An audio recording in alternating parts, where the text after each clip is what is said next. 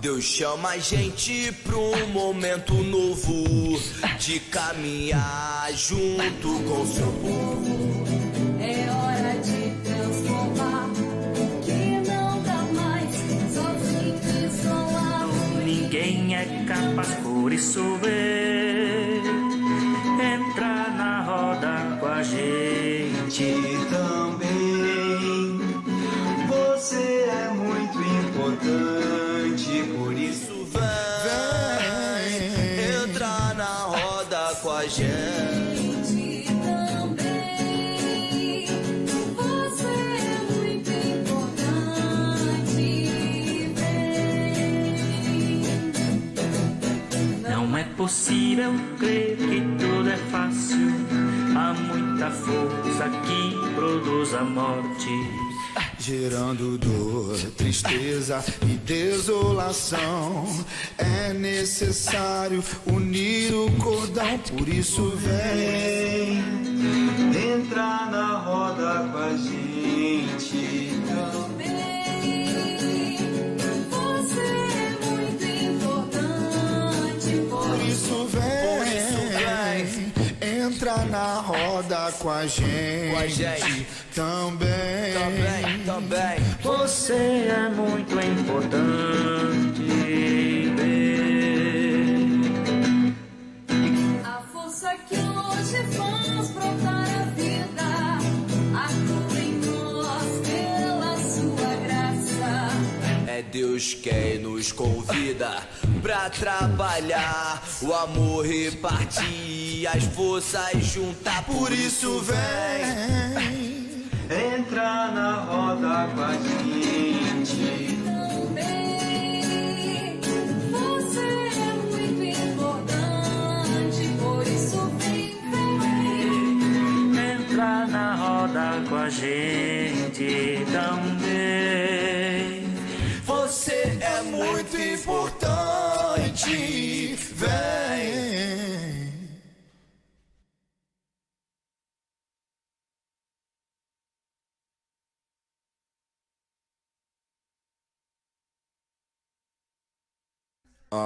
Deus chama a gente pra um momento novo de caminhar junto com seu povo.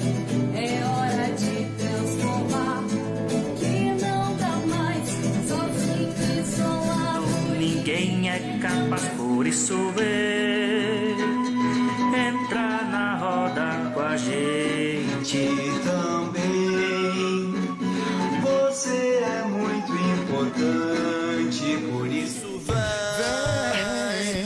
entrar na roda com a gente também. Você é muito importante, vem. Não é possível crer que tudo é fácil. Há muita força que produz a morte, gerando dor, tristeza e desolação. É necessário unir o cordão, por isso vem entrar na roda com a gente também. Você é muito importante, por isso vem entrar na roda com a gente também. Você é muito importante. a força que hoje faz brotar a vida, atua em nós pela sua graça. É Deus quem nos convida pra trabalhar, o amor repartir, as forças juntar. Por isso vem entrar na roda com a gente também. Você é muito importante, por isso vem. Entrar na roda com a gente também. você é muito importante, vem.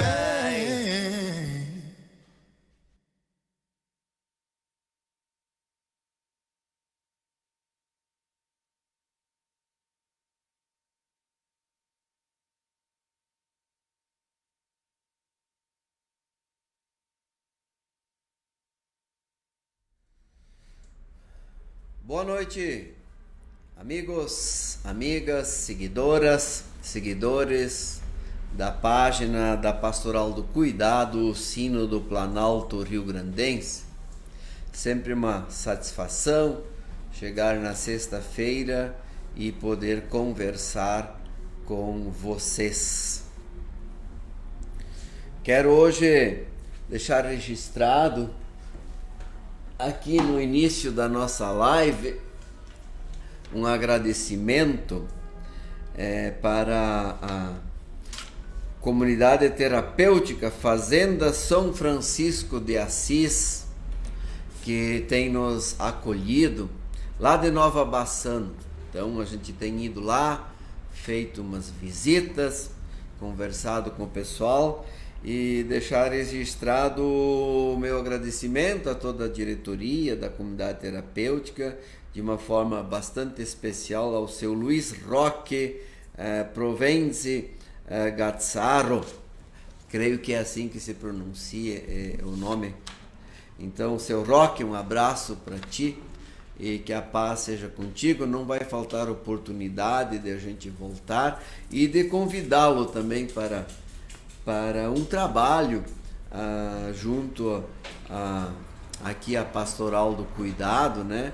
Esse trabalho que vocês fazem aí em Nova Bassano, assim como outras comunidades terapêuticas, em ajudar pessoas a controlar, né, essa questão do uso de álcool, de entorpecentes. É extremamente importante esse trabalho. Toda a sociedade deveria estar sempre apoiando e agradecendo por esse trabalho que vocês fazem. Também quero agradecer aqui a assistente social Heloísa e o psicólogo Rodrigo, lá do Hospital Municipal, aqui de Passo Fundo, né?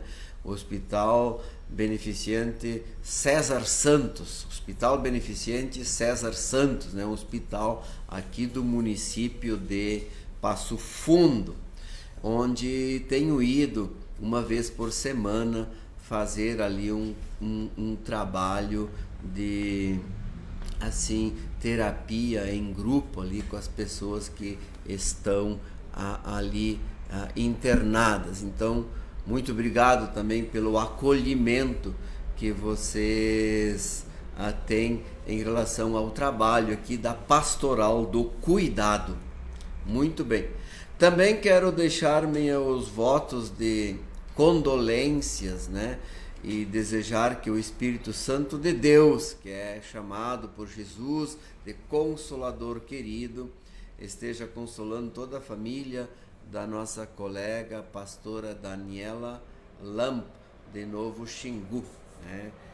Ontem faleceu o pai dela, né? Então a gente quer deixar aqui a nossa solidariedade a toda a família da colega lá de Novo Xingu, a Daniela Lamp. Muito bem.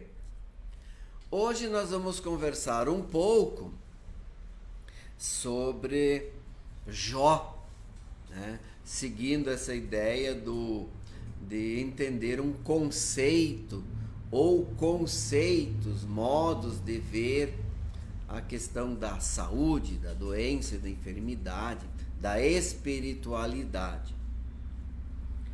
É importante a gente levar em conta uma situação, já que a nossa conversa aqui é Bíblia, espiritualidade e saúde, então sempre é bom a gente ter em conta como se pode entender a Bíblia, né? Tenho citado muito um teólogo, né, que eu tenho relido ultimamente, um clássico, tem muitos livros escritos, né? Ele é muito conhecido nas faculdades de teologia. Se chama Paul Tillich. E ele escreveu, então, uma teologia sistemática.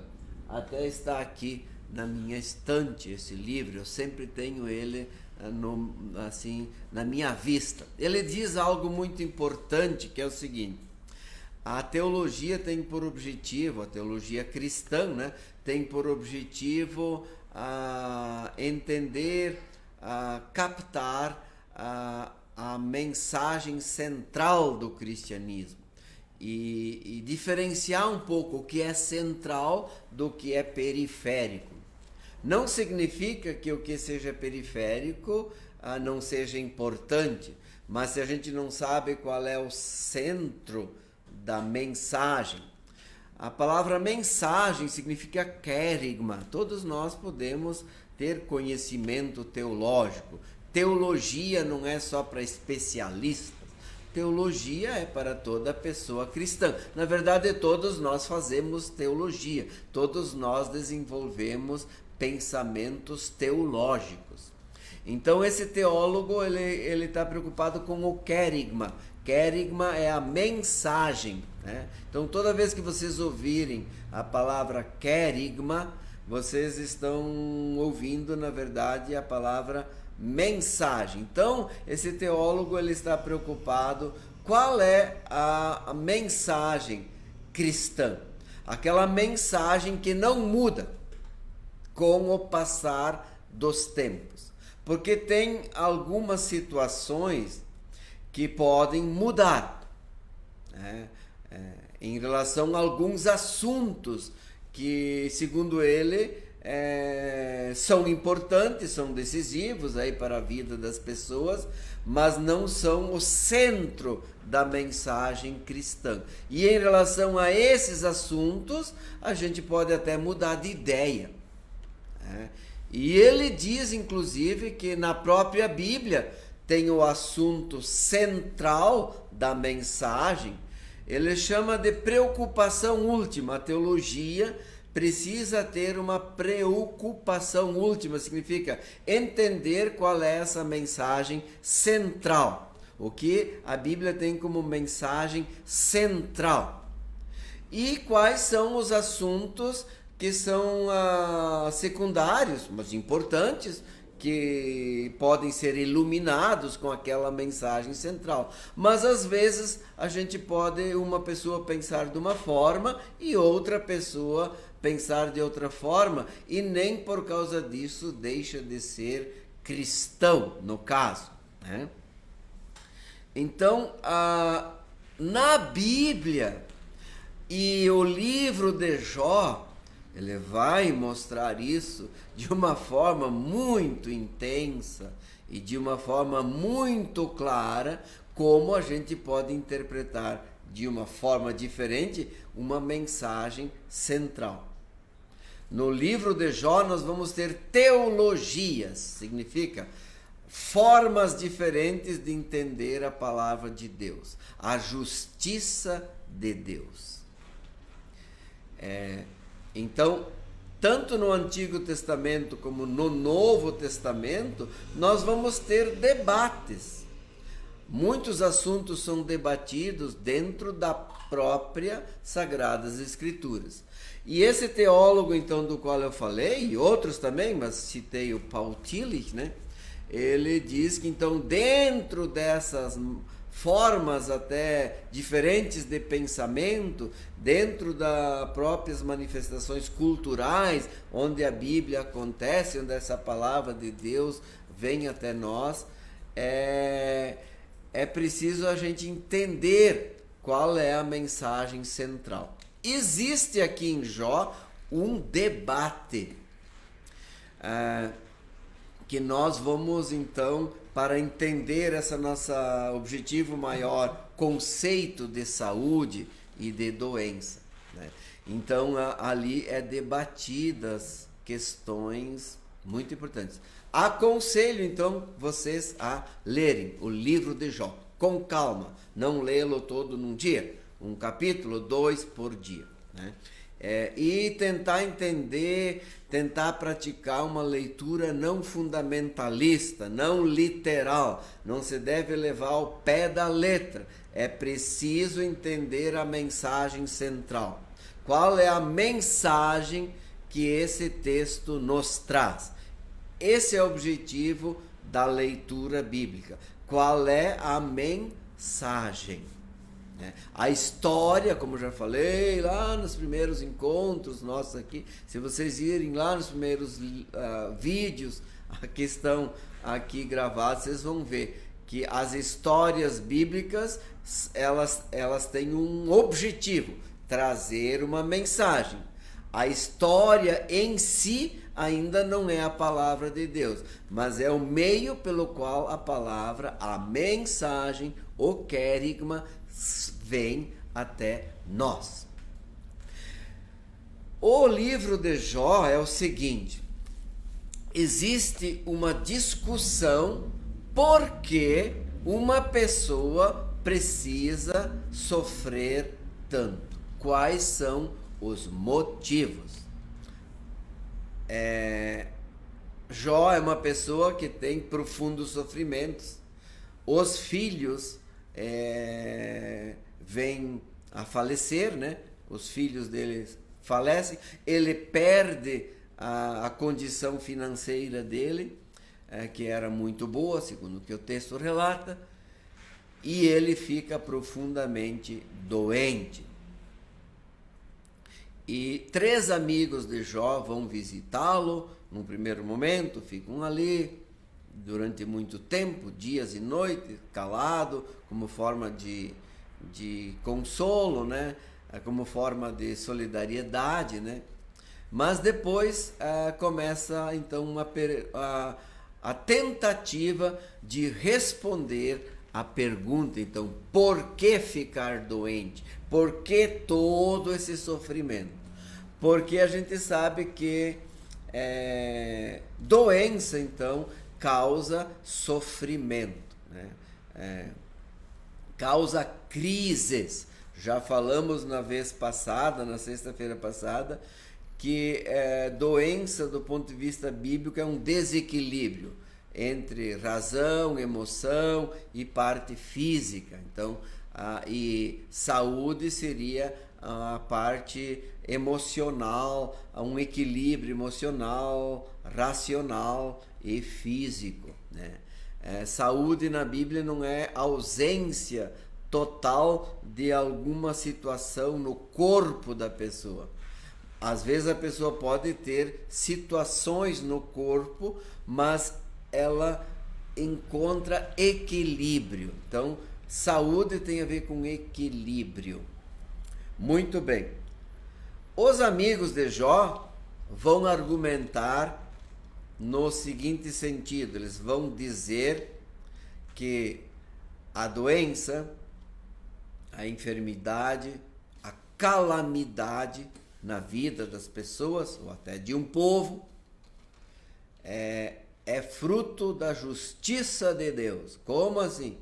Eles vão argumentar de que Deus é justo. Muito bem, de fato.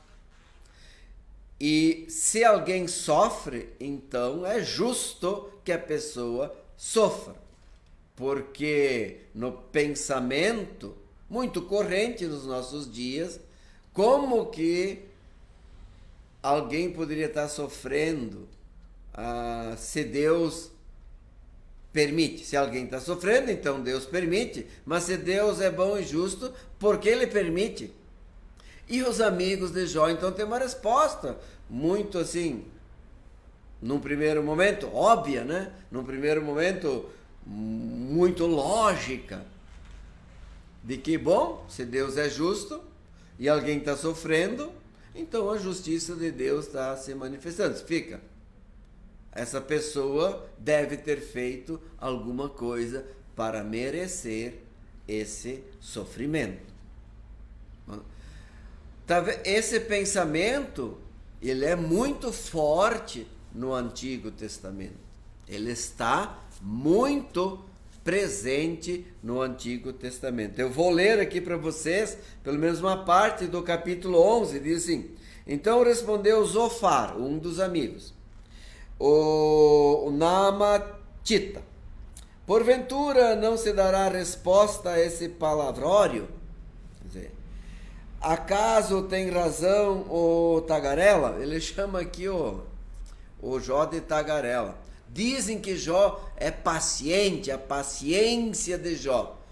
Eu já li um livro sobre Jó que o título é A Impaciência de Jó.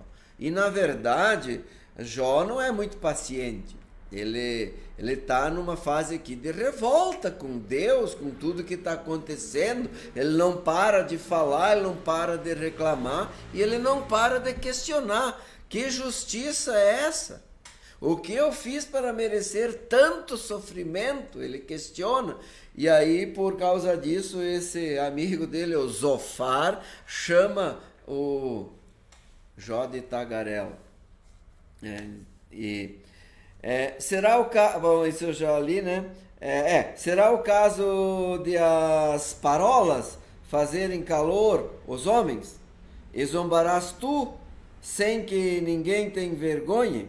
Pois dizes, a minha doutrina é pura, e sou limpo aos teus olhos. Então o Zofar está dizendo que o Jó está argumentando que ele é limpo, que ele é puro, ele não cometeu essas injustiças todas, esses pecados todos, que estaria merecendo tão extensa tragédia na sua vida. E o amigo está dizendo, não, alguma coisa você fez. Aí continua, pois dizes a minha... Tá, eu falei, falasse Deus, e abrisse os seus lábios contra ti, e te revelasse os segredos da sabedoria, da verdadeira sabedoria que é multiforme. Sabe, portanto, que Deus permite seja esquecida parte da tua iniquidade. Porventura, desvenderás os arcanos de Deus. Ou penetrarás até a perfeição de Todo-Poderoso? Como as alturas dos céus é a sua sabedoria, que poderás fazer? Mais profunda é ela do que o abismo, que poderás saber? A sua medida é mais longa do que a terra e mais larga do que o mar. Se ele passa, prende alguém e chama a juízo, quem o poderá impedir? Porque ele conhece os homens vãos e sem esforço vê a iniquidade.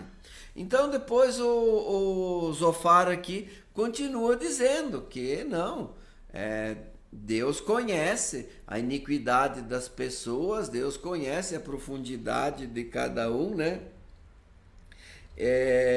E vai pedir aqui para Jó, vocês podem ler o capítulo 11 todo, ele vai pedir para Jó reconhecer o seu pecado, para Jó reconhecer a sua iniquidade. Então, e se ele fizer isso, então ele vai ser um testemunho, muitas pessoas vão procurá-lo. Ele tem que fazer isso, ele não tem que reclamar da sua condição de saúde, ele tem que aceitar que isso faz parte da justiça de Deus. Desafio não é a palavra correta, mas sugiro a vocês lerem o livro de Jó. Lê esse capítulo 11, é um dos argumentos de um dos amigos. Aí Jó vai reagir. Então já respondeu, na verdade vós sois o povo e convosco morará a sabedoria. Então Jó começa com assim, tipo, um certo humor, né, em relação ao seu amigo, assim, né? Ele está aqui dizendo, mas como vocês são inteligentes, como que vocês são sábios, vocês carregam a sabedoria de todo o povo, né? Então, assim, tipo, tentando até um pouco zombando desses amigos, dizendo, né? Como é que é isso? Que sabedoria que vocês têm, vocês conhecem tudo, né? Mas aí ele continua, também eu tenho entendimento como vós, e não vos sou inferior. Esses amigos de Jó querem se colocar diante do Jó sofredor, diante do Jó enfermo, diante do Jó em luto, como se eles tivessem resposta para tudo, como se eles tivessem explicação para tudo, uma explicação fácil. Bom, tu está sofrendo, então tu merece porque fez alguma coisa, porque Deus é justo. Quantas pessoas possuem essa teologia? Eu vejo esses argumentos, por exemplo, agora em relação à pandemia. Muitas pessoas dizem, não, Deus está fazendo isso para castigar o povo. Minha gente, mas o que essas pessoas que faleceram são mais pecadoras do que eu que estou vivo? Ou do que você que ainda está vivo? De nós que ainda vivemos? Que tipo de pecado maior que eles cometeram? Gente, essa teologia, segundo Jó aqui, tem alguma coisa errada esse pensamento. Eu já ouvi muito. E como eu digo, estou vivenciando essa tragédia aqui. Já vivenciei outras de famílias, né? Porque sou pastor há 26 anos. Presenciei a tragédia na região serrana do Rio de Janeiro, onde as pessoas disseram a mesma coisa. É castigo de Deus. Com esse castigo, Deus quer mostrar sua justiça, seu poder, para as pessoas se converterem. Gente, não precisa Deus fazer nada disso para as pessoas se converterem. A gente se converte pela palavra. Deus já deu tudo para a gente se converter. A gente tem que ouvir a palavra e crer na mensagem central que estamos tentando descobrir aqui nos nossos encontros. Então Jó está querendo dizer para essas pessoas, que tem muitas dessas hoje em dia, repetindo essa teologia dos amigos de Jó. Mas é uma teologia presente no Antigo Testamento, né? Por exemplo, é usado muito nas igrejas, Malaquias 3, toda hora eu fico ouvindo. É que outro dia visitei uma pessoa enferma e ela disse que ela estava se sentindo culpada porque não tinha dado o dízimo e que de repente podia estar acontecendo coisas. Porque Malaquias diz que se você não dá dízimo, você está roubando de Deus e pode acontecer coisas, as pessoas pregam. Mas é essa teologia. Então a pessoa está doente e ela chegou à conclusão, bom, estou doente por algum motivo, não dei dízimo, então estou sendo amaldiçoado por Deus ou castigado, sei lá o quê. Quer dizer, essa teologia dos amigos de Jó, ela está muito presente nos nossos dias. Ela deixa as pessoas doentes, não só doente fisicamente, mas deixa a pessoa culpada por se culpar da sua doença, tentando encontrar uma explicação. E daí vai por esse caminho dos amigos de Jó. Bom, estou doente, me aconteceu coisas difíceis, Deus é bom, Deus é justo, então Ele está sendo justo comigo ao me deixar doente, porque eu devo ter cometido alguma coisa. Jó aqui ele vai continuar argumentando,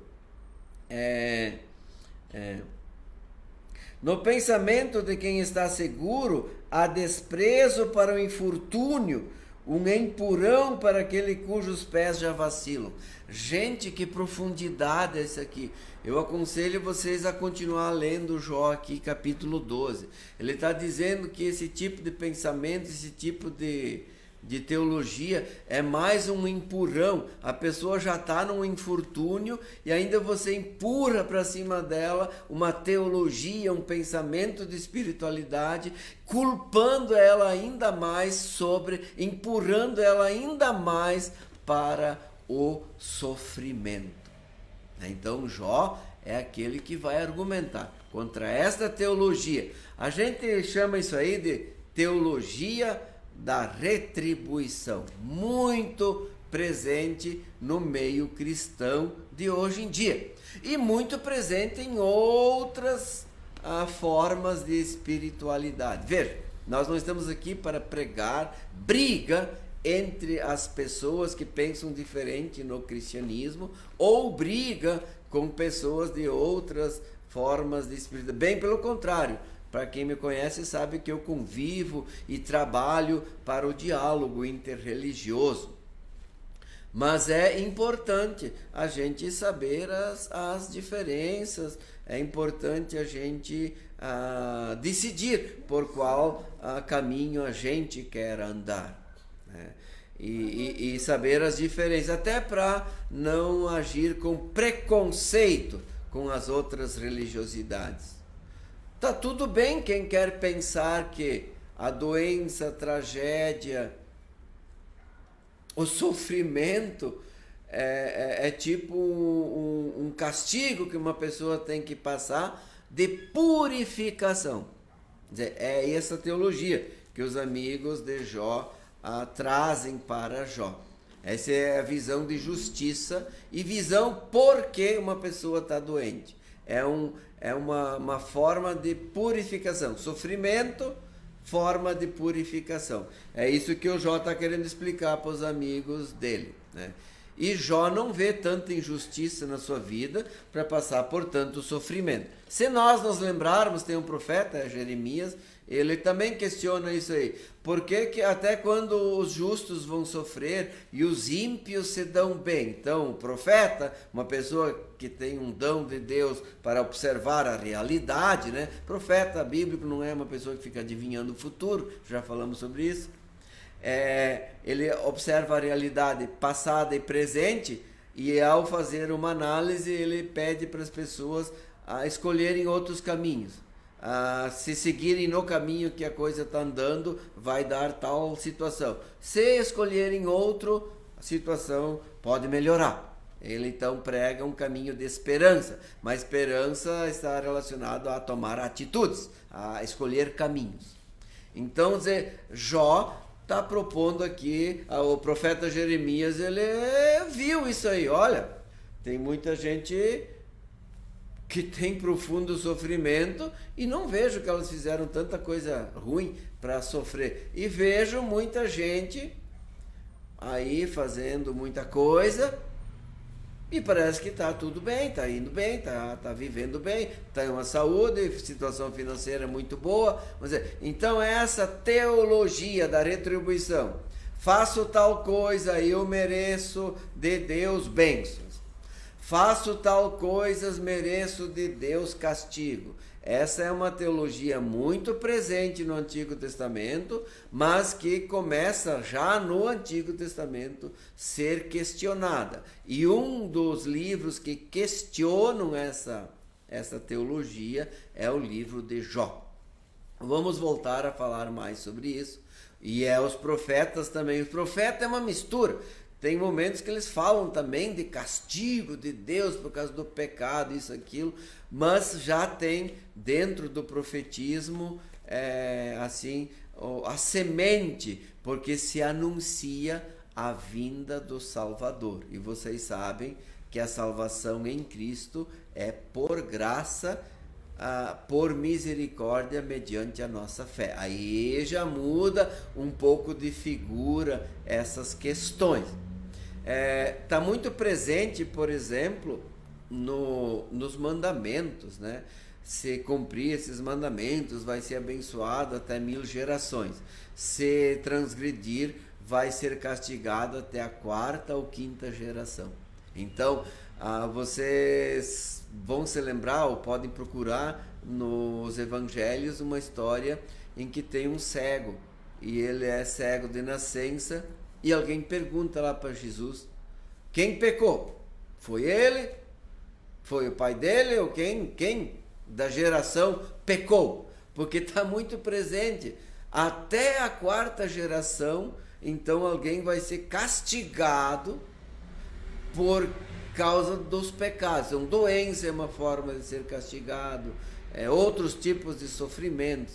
Mas temos que nos lembrar que Jesus fez essa pergunta lá quando do acidente da torre, né? As pessoas lá, então Jesus disse: mas o que vocês acham, que essas pessoas que morreram, elas eram mais pecadoras que vocês aí que estão vivos? Vamos todo mundo tentar não pecar, mas, né, vamos se arrepender todos dos pecados. Mas aqueles que morreram, se eram pecadores, são tanto quanto nós que estamos vivos. Então, essa questão de fazer essa relação, doença, castigo de Deus, para purificar as pessoas. Doença é uma maldição que vem de Deus, porque a pessoa lá deixou de fazer alguma coisa. Vamos dizer, isso não é mais assim a partir do Novo Testamento. Doença faz parte da vida das pessoas. E no final do livro de Jó vocês vão ver que não tem uma resposta tão clara, porque na Bíblia não tem resposta tão clara para essas questões. Existe essa resposta, que é fácil de entender, que é fácil de passar adiante, que é castigo de Deus, que é uma retribuição, teologia da pureza e da impureza, da retribuição. Mas Jesus questionou essa teologia, aboliu essa teologia. Jesus aboliu, mas não tem uma resposta tão clara. Por que sofro? Por que fiquei doente? Faz parte da sabedoria aceitar que não tem respostas para tudo. E um pouco disso está nesses 2 capítulos, quando assim, Jó fala, mas como vocês são inteligentes, vocês acham que eu não sou inteligente tanto quanto vocês?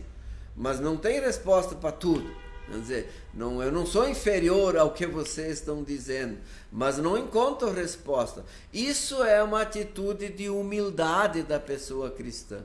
A pessoa cristã, ela é humilde, não tem resposta para tudo. Algumas questões a gente sabe, porque fica doente por alguma situação, né? Que a gente praticou como consequência. Sim, correu muito de automóvel, foi imprudente, mas mesmo assim, né? Não tem resposta para todas as coisas, né? Não tem resposta, assim. Por que tanto sofrimento? Tem uma resposta. Nós, pessoas cristãs, acreditamos que no sofrimento não estamos sozinhos, que Deus sofreu, Deus conhece o sofrimento, Deus não aboliu o sofrimento, nem para os injustos, nem para os justos. O sofrimento existe. E temos que conviver com ele, com amor, com solidariedade, com carinho, para amenizá-lo, superar alguns, conviver com outros e saber que mesmo no sofrimento, Deus em Cristo está conosco. Então a gente não pode prometer que a uma pessoa cristã, por causa da fé dela, ela não vai sofrer nunca mais na vida. Isso é uma falsa promessa. É uma falsa promessa. Vamos dizer, curas milagrosas acontecem? Acontecem. Aconteceu porque a pessoa é justa, porque orou, porque fez isso. Ele não foi curado porque não fez isso. Não é. Aí entra de novo no mesmo círculo. Não é assim, meu querido irmão, minha querida irmã. Não sabemos dizer por que alguns são curados e outros não. Eu podia relatar diversos milagres aqui ao longo do meu pastorado. Não é muito assim o jeito dos evangélicos de confissão luterana falar da palavra de Deus. É claro que acreditamos em milagres, eles acontecem todos os dias. Cada dia que vive é um milagre. Eu, ano passado, fui abençoado com 365 milagres. Não preciso estar gravemente doente e depois ser curado para ser um milagre. A vida é um milagre. E a vida tem seus limites, tem suas fraquezas, tem as suas dores, tem seus sofrimentos. E Deus nos deu um mandamento: amar uns aos outros. Ele disse: carregai as cargas uns dos outros. E o apóstolo Paulo disse: consolai uns aos outros. Então, nós estamos aqui para andarmos uns dos lados do outro, para amenizar o sofrimento. Isso é o amor cristão, o testemunho cristão. Mas dizer para as pessoas: faça isso, creia nisso, faça aquilo, então você não vai ter sofrimentos, você vai estar pregando uma fé que não é cristã, é uma outra teologia que usa o nome de Jesus, mas não é uma fé que prega a centralidade do querigma, da mensagem cristã, né? Jesus mesmo disse: no mundo vocês vão passar por aflições, mas tenham bom ânimo, eu venci o mundo. Então as aflições podem ser vencidas, sim, mas elas existem, nós vamos tê-las, nós vamos... Quer dizer, não é a esperança cristã passar por toda a vida sem sofrimento. A esperança cristã é da ressurreição e da vida eterna, fazer parte de um reino com paz e justiça. E este reino que nós esperamos, ele nos transforma. E essa transformação faz de nós uma pessoa que vive nesse mundo com amor. E pregando e vivendo a justiça de Deus. Aí vamos transformar o mundo. Nem tudo é milagre. Nós temos sim responsabilidades uns com os outros. Então, para finalizar, queridos irmãos, queridas irmãs, os milagres existem e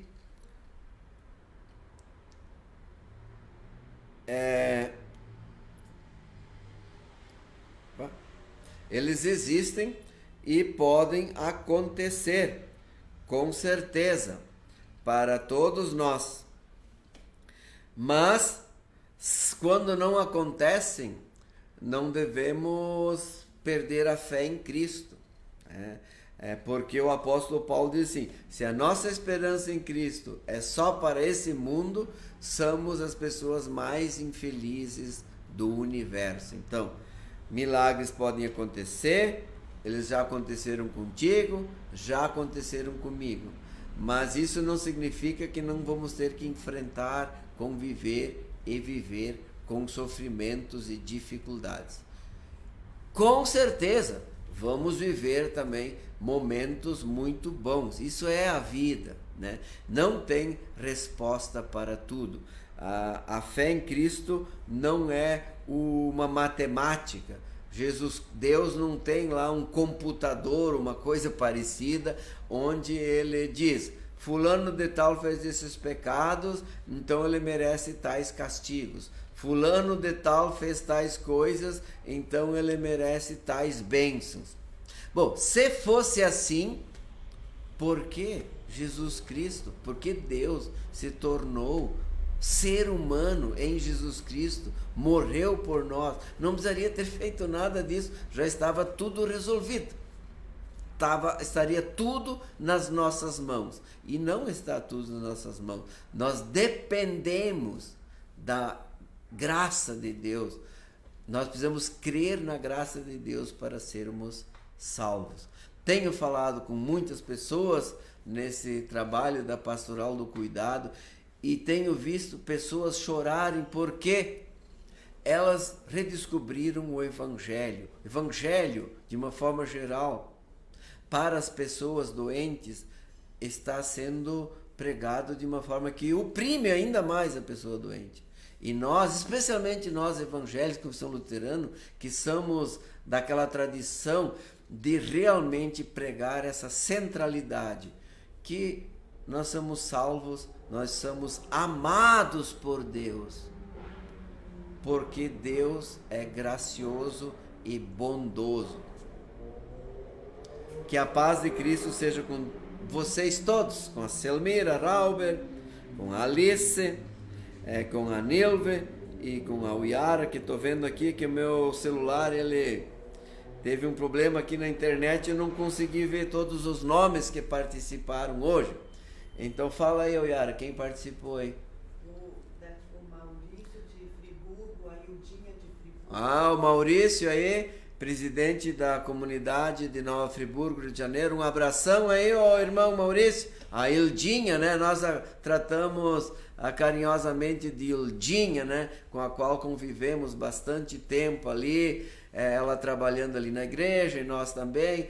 Muito bem, um abraço especial a Hilda Hartmann, também de Nova Friburgo, região serrana do Rio de Janeiro. A tua irmã Alice. Sim, a Alice já falei, a Selmira já falei.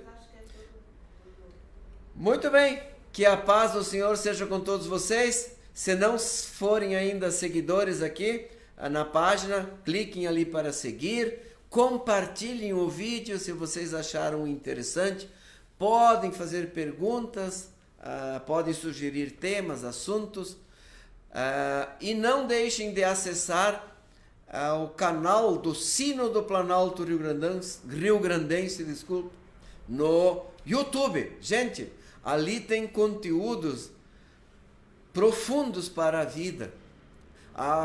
Tem vídeos curtos de 3 minutos, tem vídeos mais longos, tem lives que o Sínodo faz todo mês, uma A última foi no último domingo, né, de abril, falou sobre Missão Criança, um projeto tão legal para as comunidades luteranas. Quem não assistiu, vai lá assistir as falas, os depoimentos.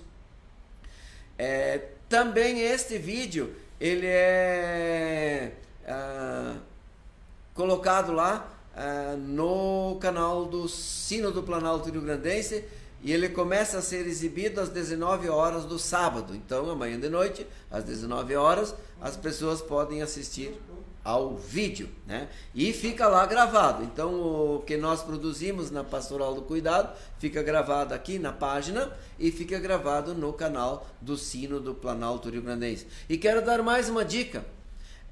Sejam inscritos, além do canal do Sino do Planalto Rio-Grandense, né, no canal do YouTube da ISLB, Igreja Evangélica Missão Luterana no Brasil, que atingiu semana passada 10 mil inscritos, né? Tá crescendo o canal da igreja. Então lá tem já lives interessantíssimas, né? Inclusive na semana passada, durante essa semana, houve a live, quinta, né? Foi ontem, a live em homenagem ao pastor Osiel Campos de Oliveira, que veio a falecer uns dias atrás, que foi um assim exímio cantor, compositor, trouxe assim nos hinos a brasilidade para a Igreja Evangélica de Confissão Luterana. Trabalhou em muitos lugares, em outros países. Assistam a live da ISLB em homenagem ao pastor Osiel Campos de Oliveira, com hinos dele executados por muitas pessoas, inclusive pela família dele. Então, é muito emocionante, tem conteúdos excelentes aí nas páginas de Facebook das paróquias, das comunidades, dos sínodos. Aconselho vocês a tirarem por dia 10, 15 minutos para assistirem a este programa, né? E vamos ajudar que esses canais cresçam, para a gente levar essa nossa forma de entender o Evangelho, essa forma de ler a Bíblia, essa forma assim que liberta de verdade as pessoas e tornam as pessoas, como diz o apóstolo Paulo, Cristo nos fez livre. Então vivam a liberdade, sempre com amor e responsabilidade. Que a paz seja com todos e todos vocês. Um abraço aqui também para o Fabiano e a Elinice Goetz, aqui de Passo Fundo. Adelaide? A Uyara está me ajudando nos nomes aqui, que o meu celular aqui deu um pânico geral. Aí não aparecem os nomes das pessoas que estão participando. Um abraço especial para todos e todas vocês. Agora, de fato, vamos nos despedir. Então, dias bem-aventurados para vocês. Todas, a pastoral está à disposição. Como eu digo para o povo, 24 horas no ar. Liguem, o número do telefone está aí na página. Acessem, curtam, sigam. Abraço, valeu, até a próxima sexta-feira.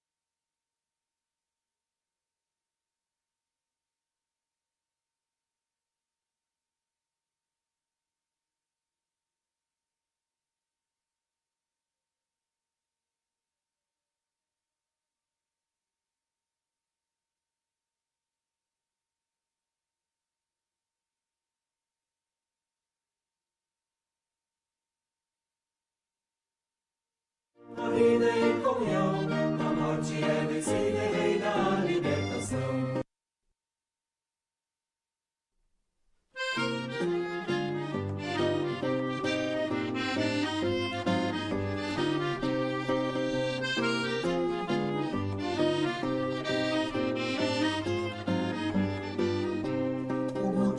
da vida é vida em mutirão, é gente reunida, é participação. No mutirão da vida, a vida é em comunhão, a morte é vencida e reina a libertação.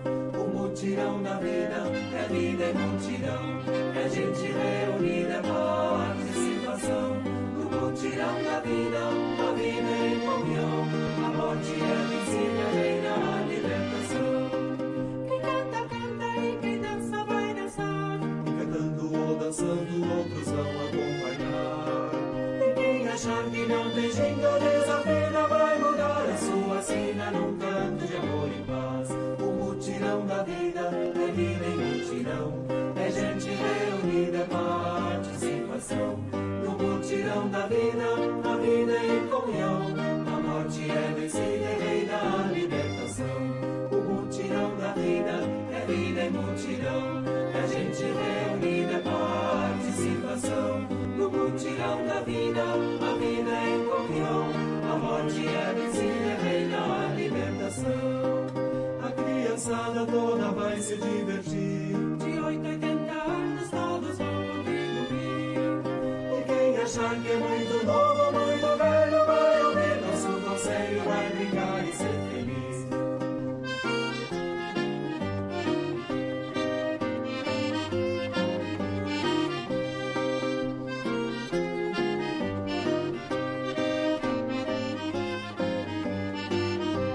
O mutirão da vida é vida em mutirão, é gente reunida, é participação.